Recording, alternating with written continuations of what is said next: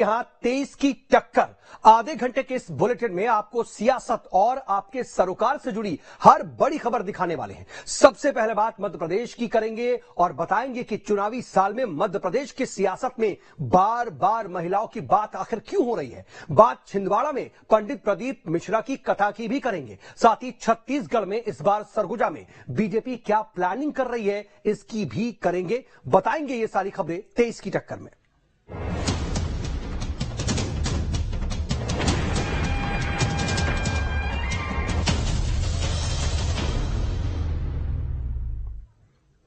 और सबसे पहले बात छिंदवाड़ा की, जहां पर कमलनाथ धीरेन्द्र शास्त्री के बाद अब पंडित प्रदीप मिश्रा की कथा कराने जा रहे हैं। और इस रिपोर्ट में आपको बताएंगे कि आखिर हार्डकोर हिंदुत्व पर बयान देने वाले बाबाओं की शरण में कमलनाथ जा क्यों रहे हैं।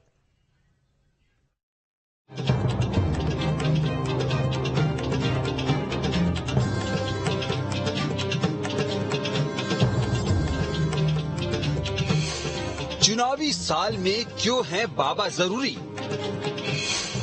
वोट बैंक है सियासी दलों की मजबूरी।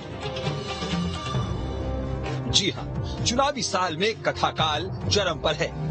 नजरें एक बार फिर कमलनाथ के गढ़ छिंदवाड़ा में है। छिंदवाड़ा में पंडित धीरेन्द्र शास्त्री की कथा के बाद अब पंडित प्रदीप मिश्रा की कथा का आयोजन होने जा रहा है। इसके लिए भारी भरकम तैयारियां जारी हैं। पंडित प्रदीप मिश्रा की कथा का आयोजन कांग्रेस के प्रदेश अध्यक्ष कमलनाथ करवाने जा रहे हैं। सिमरिया हनुमान मंदिर में 42 एकड़ मैदान 5 से 9 सितंबर तक कथा आयोजित की जाएगी। इसके लिए युद्ध स्तर पर तैयारी की जा रही है।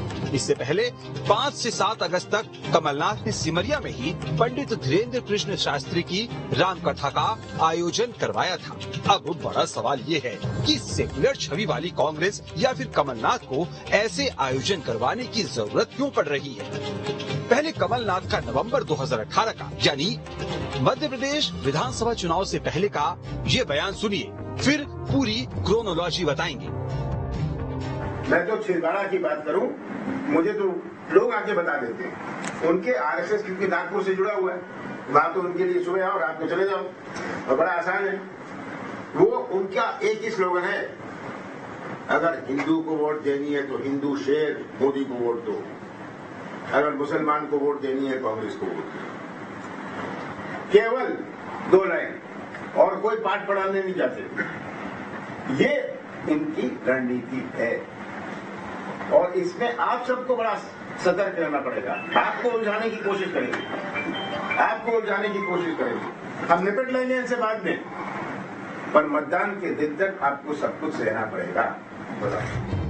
तो 2018 के विधानसभा चुनाव के ठीक पहले वायरल हुआ ये कथित वीडियो आपने देखा और सुना। अब सवाल ये है कि 2023 आते आते कमलनाथ को अचानक हिंदू वोटों की चिंता क्यों सताने लगी। वो खुलकर हिंदुत्व पर बयान दे रहे हैं, खुद को हनुमान भक्त के तौर पर पेश कर रहे हैं, बाबाओं के शरण में जा रहे हैं, उनसे कथा करवा रहे हैं, वो भी उन बाबाओं से जो खुलकर हार्डकोर हिंदुत्व पर बयान देते हैं। कमलनाथ ने पहले कथावाचक धीरेन्द्र शास्त्री से कथा करवाई। धीरेन्द्र शास्त्री अपने हार्डकोर हिंदुत्व की लाइन को लेकर विख्यात हैं और अब पंडित प्रदीप मिश्रा छिंदवाड़ा में कथा करने जा रहे हैं। अब ये क्यों हो रहा है, इस क्यों के जवाब को आगे ढूंढेंगे। उससे पहले पंडित प्रदीप मिश्रा के कुछ बयान आपको सुनवाते हैं। ये दुनिया में जो ये लव जिहाद चल रहा है, अलग अलग लोग लड़कियों को गुमराह कर कर उसको फंसा कर उसके साथ शादी कर कर उसकी जिंदगी बर्बाद कर रहे हैं। उन बेटियों से मेरा एक करबद्ध निवेदन है, इस लव जिहाद पर ध्यान देना, भटक मत जाना, अपने पिता के विश्वास को टूटने मत देना। एक बाप की दौलत है बेटी, उसका विश्वास न डिगे। ऐसों के चक्कर में मत पड़ जाना कि जिंदगी नरक जैसी निकल जाए। पिता को कन्यादान का मौका जरूर दे दो। जिस लव जिहाद के मुद्दे से कांग्रेसी कन्नी काटते हैं या फिर इसे बीजेपी का प्रोपोगेंडा बताते हैं, उसी लव जिहाद पर खुलकर बोलने वाले प्रदीप मिश्रा के शरण में कांग्रेस जा रही है। अब प्रदीप मिश्रा का एक और बयान सुनिए। चिड़िया को सोने का शेर बनाना है, सोने की चिड़िया को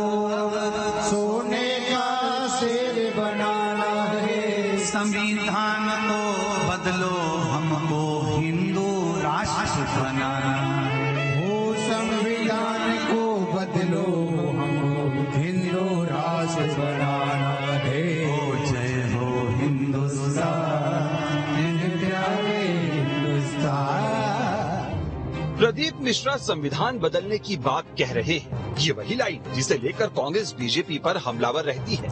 कांग्रेस ये हर रोज बीजेपी पर संविधान को बदलने की कोशिश का आरोप लगाते हैं, लेकिन उसी संविधान को बदलने की वकालत करने वाले प्रदीप मिश्रा से कमलनाथ को परहेज नहीं है। अब बात फिर घूमकर उसी क्यों पर आ जाती है और इस क्यों का जवाब है वोट की ताकत। प्रदीप मिश्रा के लाखों करोड़ों फॉलोअर्स, प्रदीप मिश्रा की कही एक बात को फकीर की लकीर की तरह मानने वाले उनके भक्त। विश्वास नहीं तो इन तस्वीरों को देखिए। प्रदीप मिश्रा धन लाभ के लिए तुलसी के पौधों पर गन्ने का रस डालने का उपाय बताते हैं तो गन्ने की जूस के दुकान के बाहर लंबी लाइनें लग जाती हैं।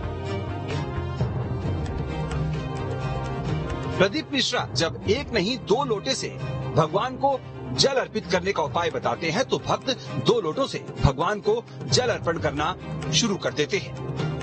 तो जरा अंदाजा लगाइए, जिनके एक इशारे से गन्ने की जूस की दुकान के बाहर लाइनें लग जाती हैं, अगर वो किसी दल या नेता के ऊपर अपना हाथ रख दे तो चुनावी समीकरण कैसे बदल जाएंगे। अब आपको प्रदीप मिश्रा की सोशल मीडिया प्रोफाइल भी दिखाते हैं, जिससे आपको उनके फैन फॉलोइंग का अंदाजा लग जाएगा।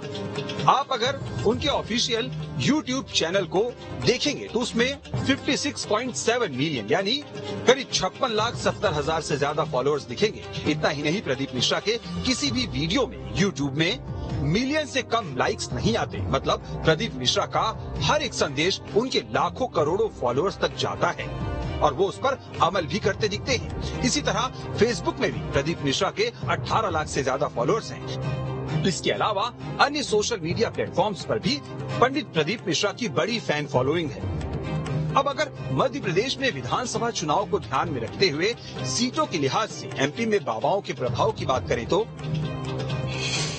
एमपी में चुनावी साल में कथावाचकों की मांग बढ़ गई। इनमें 3 कथावाचकों की मांग सबसे ज्यादा है, जिनमें पंडित प्रदीप मिश्रा, धीरेन्द्र कृष्ण शास्त्री और पंडोखर सरकार हैं। इनका मध्य प्रदेश की 230 विधानसभा सीटों में से 153 सीटों पर प्रभाव है। अकेले कुबेरेश्वर धाम के प्रदीप मिश्रा का 91 सीटों पर प्रभाव है। ये सीटें मालवा, निमाड़, भोपाल और नर्मदापुरम अंचल की हैं। ये चाहते हैं कि अब वो वोट बैंक जो अभी तक का केवल हिंदुत्व को लेके भारतीय जनता पार्टी के हित में प्रचार करता था, भारतीय जनता पार्टी के हित में मतदान करता था, तो वो उस वोट को काटने के लिए और उसको जो हिंदुत्ववादी अपनी छवि को फिर से एस्टैब्लिश करने के लिए कमलनाथ जी ने ये प्रयास किया है। और मुझे लगता है कि इसका काफी कुछ तो असर होगा और लोगों में ये संदेश जाएगा कि ये जो कांग्रेस है ये उतनी मुस्लिम परस्त पार्टी नहीं है। तो तमाम समीकरणों से ये साफ है कि 2018 में मुस्लिम बूथों को लेकर चिंतित दिखने वाले कमलनाथ 2023 आते आते हिंदू हृदय सम्राट बनने की राह पर क्यों निकल पड़े हैं। बहुत ही खुशी का अवसर है कि सितंबर माह के प्रथम सप्ताह में माननीय कमलनाथ जी के द्वारा पंडित प्रदीप मिश्रा जी की कथा कराई जा रही है और इसके पहले भी धीरेन्द्र शास्त्री जी के सानिध्य में वहां पर धार्मिक आयोजन हुए हैं और इन आयोजनों से कुछ भारतीय जनता पार्टी के नेताओं कार्यकर्ताओं के पेट में दर्द हो रहा है, जो कुछ भी अनर्गल टीका टिप्पणी कर रहे हैं। कांग्रेस और भाजपा में यही जमीन आसमान के विचारों का अंतर है। कांग्रेस हमेशा सर्वधर्म समभाव के विचारों सिद्धांतों से चली है, साथ में जो हमारा भारतीय संविधान है हमने उसके मूल्यों को अपनाया है और उसी पर हमने अमल भी किया है। जब भारतीय जनता पार्टी कोई धार्मिक काम कराती है तब इनको आता है कि भारतीय जनता पार्टी हिंदुत्व की राजनीति कर रही। अब आपको धीरेन्द्र शास्त्री जी कैसे याद आ गए, अब आप कथा करा रहे हैं, अब आपको प्रदीप मिश्रा, क्योंकि ये दोनों इस समय मध्य प्रदेश के अंदर दोनों जो हमारे कथावाचक हैं उनकी कथा में महिलाओं की भीड़ उमड़ रही है। तो लाडली बहना की पूरी भीड़ तो भारतीय जनता पार्टी की शिवराज सरकार के पास आ गई। 2023 के चुनाव में कमलनाथ खुलकर हिंदुत्व की पिच पर बैटिंग कर रहे हैं। हालांकि इसके पीछे वजह कई हो सकती है। कमलनाथ शायद बीजेपी के हिंदुत्व की काट के लिए अब सो कॉल्ड सेक्युलरिज्म के ट्रैक से उतरकर हिंदुत्व के ट्रैक पर आ गए हैं। इसके साथ ही छिंदवाड़ा में जिस तरह बीजेपी कमलनाथ की घेरेबंदी में जुटी है, शायद इसलिए भी पहले धीरेन्द्र शास्त्री और अब पंडित प्रदीप मिश्रा की कथा के जरिए कमलनाथ माहौल बना रहे हैं। और ये तमाम कवायदों से साफ है कि विवादों के बाद भी बाबाओं का आशीर्वाद सियासत में क्यों जरूरी है। Team news state.